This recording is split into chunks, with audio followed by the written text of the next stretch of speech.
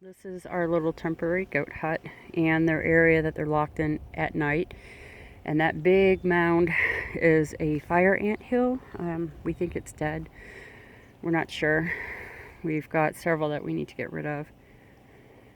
But our goats were first enclosed where the T-posts are, if you can see them. The phone makes everything look so much farther away than it actually is. They're in there eating hay right now, which has been a little difficult to find in our area. We usually use 2 string bales, and the round bales are very, very popular here. We don't have the capability of moving or buying round bales and getting them to our animals, and it's a bit more than we actually need. When we add horses, then we'll switch to the round bales most likely. Anyhow, the lovely goats have discovered, well, let me back up a bit. First, they were in where the T-posts were, and then we put up the temporary fencing, so they had more room. While we were working on things, we couldn't let them run around because we don't have cross fencing or anything like that yet. So we put the temporary fencing, and recently they discovered that if they push hard against this end, they can bend it over and walk right out. Except for the one who's doing the bending. Sometimes one will get trapped because it'll snap back up on them. So we have a barricade going here. We have a cattle panel and the carts and a piece of wood and the big dog crate blocking this area that they like to push. And then we added the extra electrical fencing stakes to help support it. When we let them outside of their fenced area to roam and eat, on 13 acres. 13 acres. You would think they'd be satisfied with 13 acres. I mean, I understand why they're not satisfied with this because it's pretty much dead. But 13 acres.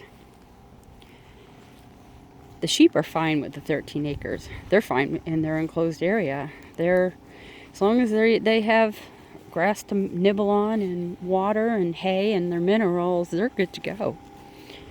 The Oberhasli, on the other hand, are being snots.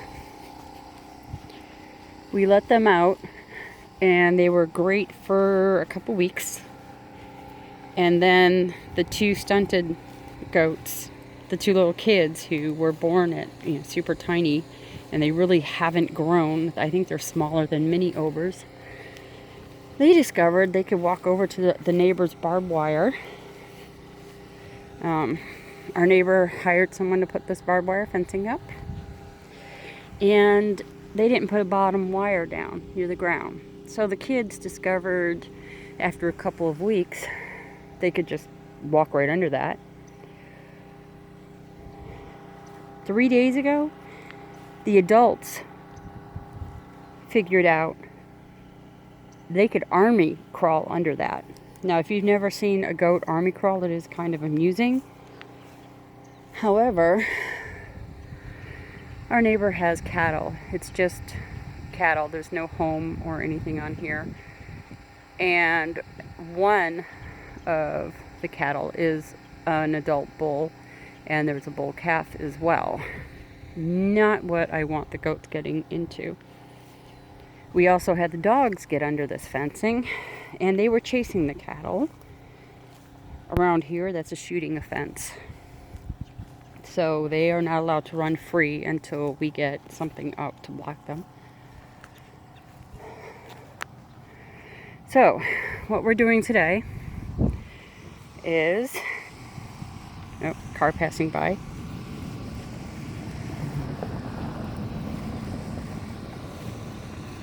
Oh, mail person. Our mail person drives a Jeep because you kind of need it on this road. Anyhow, what we're doing today is we are taking the temporary fencing. Oh, we got mail. And we are putting the cattle panels back up around the T-posts, pulling the temporary fencing, and putting it in front of the neighbor's fencing. And hopefully that works, because this is what they're eating right now. As I said before, finding hay that we can use or that I can actually move has been a little hard. Our neighbor did introduce us to the local feed store, and they do sell hay, but it's very expensive. Hopefully I can find a supplier nearby.